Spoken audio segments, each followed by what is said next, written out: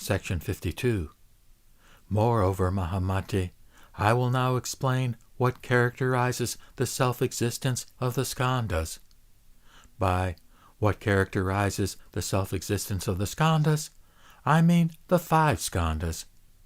And as to which 5, I mean form, sensation, perception, memory, and consciousness, 4 of which are formless, namely sensation, perception, memory, and consciousness.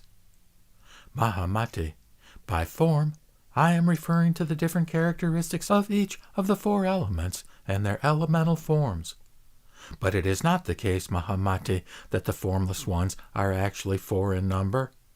They are like the sky. Just as the sky is devoid of numbers or the characteristics of numbers, it is only due to projection that we speak of one sky.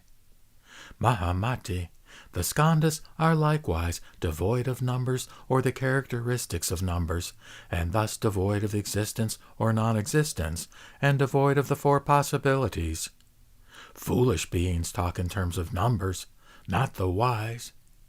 Mahamati, to the wise, forms are illusory. They are designations that are neither separate nor not separate, just as a dream or a shadow is neither separate nor not separate from a person's body. Mahamati, the realm of Buddha knowledge appears the same as the projections of the skandhas. This is what is meant by what characterizes the self-existence of the skandhas. You should get rid of projections, and once you do, proclaim the teaching of detachment, and in every Buddha land put an end to the views of other schools. For once you proclaim detachment, Mahamati, you will be freed from the view of no self among dharmas, and you will reach the unshakable stage. And once you reach the unshakable stage, you will gain a mastery of countless samadhis and projection bodies. And as you become fully versed in the samadhi of the illusory, you will use your higher powers, insights, and masteries to help and protect all beings. For just as the earth supports everything that lives, so too bodhisattvas aid beings everywhere. Section 53. Moreover, Mahamati, according to followers of other paths, there are 4 kinds of nirvana.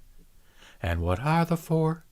They include the nirvana in which the self-existence of what exists does not exist, the nirvana in which the existence of characteristics does not exist, the nirvana in which the awareness of one's own characteristics and self-existence does not exist, and the nirvana in which the continuity of the individual and shared characteristics of the skandhas ends. These are what is meant by the 4 kinds of nirvana taught by followers of other paths. They are not what I teach. What I teach, Mahamati, is that nirvana is the cessation of the consciousness that projects. Mahamati asked the Buddha, but does the Bhagavan not put forward 8 forms of consciousness? The Buddha answered, yes, I do. Mahamati asked again, if so, then why does the Bhagavan speak of getting free from conceptual consciousness and not the 7th form of consciousness? The Buddha replied, because, Mahamati, it is the cause and the supporting condition whereby the 7th form of consciousness does not arise, and it is the division and attachment of conceptual consciousness regarding external realms that produces the habit energy that nourishes repository consciousness. And it is the will, together with its attachment to a self and what belongs to a self, and its reflection on causes and conditions, that gives rise to the characteristics of an indestructible body.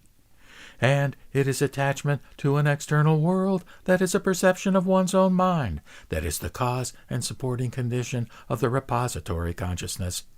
Thus, this system of consciousness arises through mutual causation.